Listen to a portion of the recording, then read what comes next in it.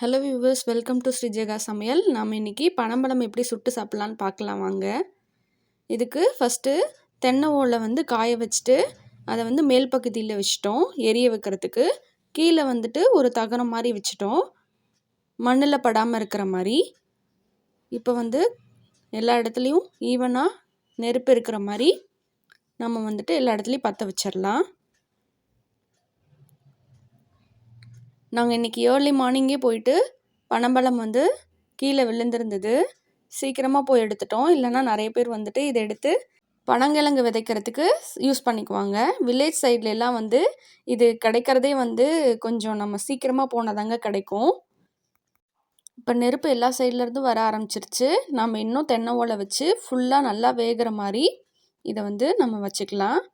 இது நம்ம வீட்லேயே இதில் ஸ்டவ்வில் கூட செய்யலாம். ஆனால் நாங்கள் நேச்சுரலாக இந்த மாதிரி செய்கிறோம்.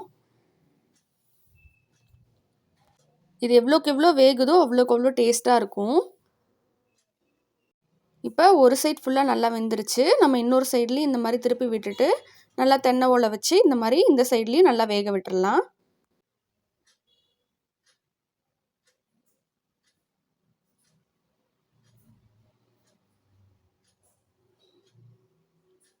முன்னாடி பண்ண மாதிரி இந்த மாதிரி நிறைய தென்னை ஓலை வச்சு இந்த சைடும் நல்லா வேகிற மாதிரி எல்லா இடத்துலையும் ஈவனாக வச்சுடுங்க. அந்த நெருப்பு தணிஞ்சதும் இந்த மாதிரி கொஞ்ச நேரம் இந்த நெருப்போட சூட்லேயே கொஞ்சம் நேரம் இருக்க மாதிரி வச்சுக்கலாம். இது இப்போ நல்லா வெந்திருக்கு பாருங்கள். இந்த மாதிரி வெடிப்பு வரும். அப்போ நம்ம எடுத்து இந்த மாதிரி சூட்டோட கொஞ்ச நேரம் வச்சுக்கலாம். சில பழம்பழத்தில் இந்த மாதிரி நுர வராமல் இருக்கும். சில பழத்தில் நல்லா நுர வரும். நுர வர பனம்பழம் எல்லாமே செம்ம டேஸ்ட்டாக இருக்கும். பனம்பழம் நல்லா வெந்துடுச்சு பாருங்கள். நல்லா வெந்திருக்கு. நெருப்பில் சுட்ட பகுதியெல்லாம் தண்ணியில் போட்டு நம்ம நல்லா வாஷ் பண்ணிக்கலாம். இந்த மாதிரி தண்ணியில் நல்லா தேய்ச்சி கழுவணும். என் தம்பி அதுக்குள்ளே வண்டு விழாமல் 2-3 பழத்தை எடுத்துகிட்டு வந்துட்டான். இது நல்லா டேஸ்ட்டாக இருக்குமா. நாட்டு பழம்ன்றதுனால நுரையும் நல்லா வரும்னு சொன்னாங்க.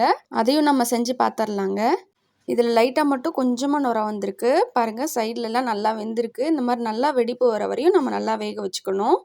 இப்போ அந்த 2 பழம்பழமும் நல்லா வெந்துடுச்சு பாருங்கள். சைட்லலாம் எவ்வளோ நுரை வந்திருக்குன்ட்டு.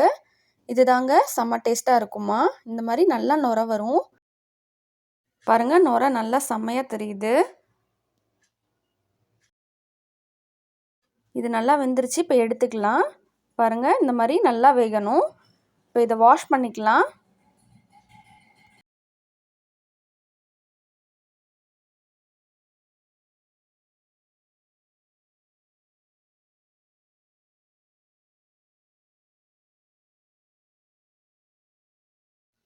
பனம்பழம் நல்லா வாஷ் பண்ணி ரெடி ஆகிடுச்சு.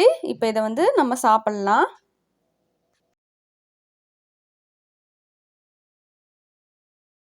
இந்த மாதிரி பனம்பழத்தை எல்லாம் பிரிச்சுட்டு உள்ளே இருக்க பகுதியை மட்டும் நம்ம சப்பி சப்பி சாப்பிட்ணுங்க.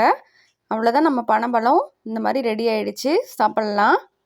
இது இட்லி பானையில் வச்சு வேக வச்சும் கொடுப்பாங்க. பனம்பழம் அப்படியே சாப்பிட்றத விட வேக வச்சோ இல்லை இந்த மாதிரி சுட்டோ சாப்பிட்றது தாங்க நல்லது. இந்த மாதிரி ஹெல்த்தியான டேஸ்டியான பனம்பழம் உங்கள் பகுதியில் கிடச்சிதுன்னா கண்டிப்பாக மிஸ் பண்ணாமல் வாங்கி செஞ்சு பாருங்கள். தேங்க்யூ.